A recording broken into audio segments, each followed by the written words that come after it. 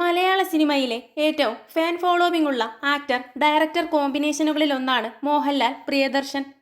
കിലുക്കം, വന്ദനം, ചിത്രം, താളവട്ടം എന്നിങ്ങനെ ഒരു തലമുറ തന്നെ കണ്ടു വളർന്ന ചിത്രങ്ങളാണ് ഈ കൂട്ടുകെട്ടിലേത്.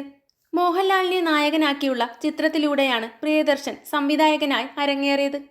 തന്റെ കരിയറിലെ 100ാം ചിത്രത്തിലും മോഹൻലാലായിരിക്കും നായകനെന്ന് പ്രിയദർശൻ നേരത്തെ പറഞ്ഞിരുന്നു. എന്നാൽ ഈ ചിത്രത്തിന് മുൻപ് മറ്റൊരു പ്രൊജക്ടിന് വേണ്ടിയും ഈ ഹിറ്റ് കൂട്ടുകെട്ട് ഒരുമിക്കുകയാണ്.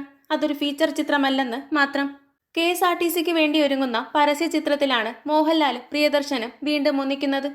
അതേസമയം 2027 ചിത്രീകരണം പൂർത്തിയാക്കുന്ന സിനിമയായിരിക്കും മോഹൻലാലിനൊപ്പമുള്ള തന്റെ 100ാം ചിത്രമെന്ന് പ്രിയദർശൻ പറഞ്ഞിരുന്നു. ഒരു സംവിധായകന്റെ കരിയറിലെ ആദ്യത്തെയും 100ാമത്തെയും ചിത്രത്തിൽ ഒരേ നടൻ അഭിനയിക്കുക എന്നതും ഇന്ത്യൻ സിനിമയിൽ ആദ്യമാവും. പ്രിയദർശന്റെ സംവിധായകനായുള്ള അരങ്ങേറ്റ ചിത്രം 1984 പുറത്തിറങ്ങിയ പൂച്ചയ്ക്കൊരു മൂക്കുത്തിയാണ്.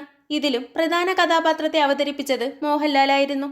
അതേസമയം സിനിമാ ജീവിതത്തെക്കുറിച്ചുള്ള ഓർമ്മക്കുറിപ്പുകൾ പുസ്തകമായി പ്രസിദ്ധീകരിക്കാൻ ഒരുങ്ങുകയാണ് പ്രിയദർശൻ. മോഹൻലാലുമൊത്തുള്ള 100ാം ചിത്രം പൂർത്തിയാക്കിയതിനു ശേഷമായിരിക്കും അതിന്റെ പ്രകാശനം. തന്റെ ഓർമ്മകളുടെ പുസ്തകത്തിന്റെ അവസാന അധ്യായം മോഹൻലാലിനെ കുറിച്ചായിരിക്കുമെന്നും പ്രിയദർശൻ പറഞ്ഞിരുന്നു. ഇരുവരും വീണ്ടും ഒരുമിക്കുന്ന ചിത്രത്തിനായുള്ള കാത്തിരിപ്പിലാണ് മലയാളി പ്രേക്ഷകർ. കൂടുതൽ സിനിമാ വിശേഷങ്ങൾക്കായി ചാനൽ മറക്കാതെ സബ്സ്ക്രൈബ് ചെയ്യുക.